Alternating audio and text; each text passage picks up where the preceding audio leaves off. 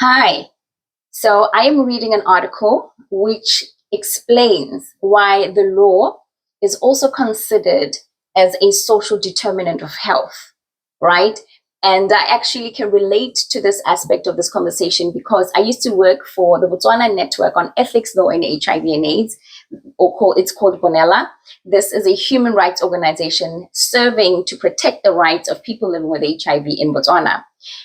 So I am familiar with this idea of how the law can either hinder or it can be supportive of people living with HIV, right? The law can either be a hindrance or it can be supportive in the quest to make stigma better in our communities, right?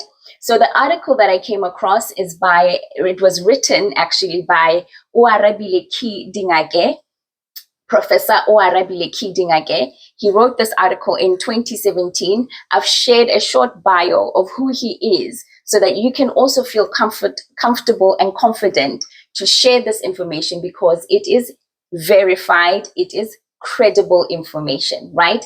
That remember this channel we're talking about what social determinants of health are, factors such as your age, your gender, where you live, where you work, where you were born, which region you live in of the world, right? So these are factors that can be called social determinants of health. They can determine your health outcome. So one key sphere that can determine your health outcome from wherever you're living is the law. It is policies. It is these organizational or institutional factors, right? And I'm reading this article. It is called The Rule of Law as a Social Determinant of Health.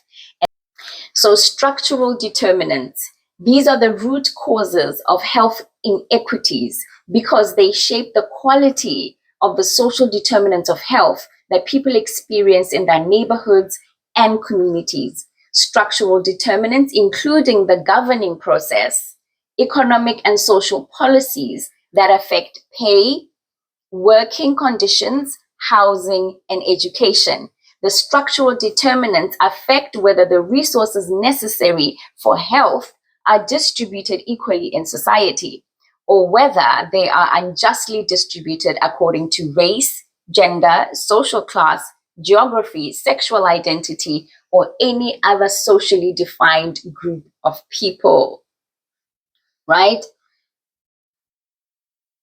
So, how does the rule of law serve as a social determinant of health? I'm reading from an article that was penned by Oarabile Dingake. Whether embodied in constitutions, statutes, regulations, executive orders, administrative agency decisions, or court decisions, the law plays a profound role in shaping life circumstances and, in turn, health. The ways in which this occurs can be broken down into four categories. The law can be used to design and perpetuate social conditions that can have terrible physical, mental, and emotional effects on individuals and populations. One obvious example in this category is the separate but equal constitutional doctrine that allowed racial segregation in housing, healthcare, education, employment, transportation, and more. The law can be a mechanism through which behaviors and prejudices are transformed into distributions of well-being among populations. Healthcare discrimination and bias can take many forms.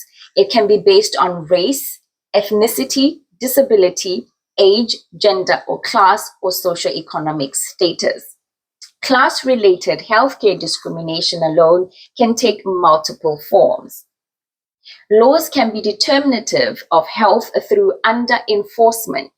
For example, a perfectly good set of housing regulations aimed at keeping housing units safe, clean, and quiet are of little value to individual and group health if there is neither the will nor the resources to enforce them. Substandard housing conditions, including the presence of rodents, mold, peeling lead paint, exposed wires, and insufficient heat, all of which are common among low-income housing units, can cause or exacerbate asthma, skin rashes, lead poisoning, fires, and common illnesses, yet a clinical encounter cannot cure these housing problems. While their consequences can be treated medically, the causes require robust enforcement of existing laws.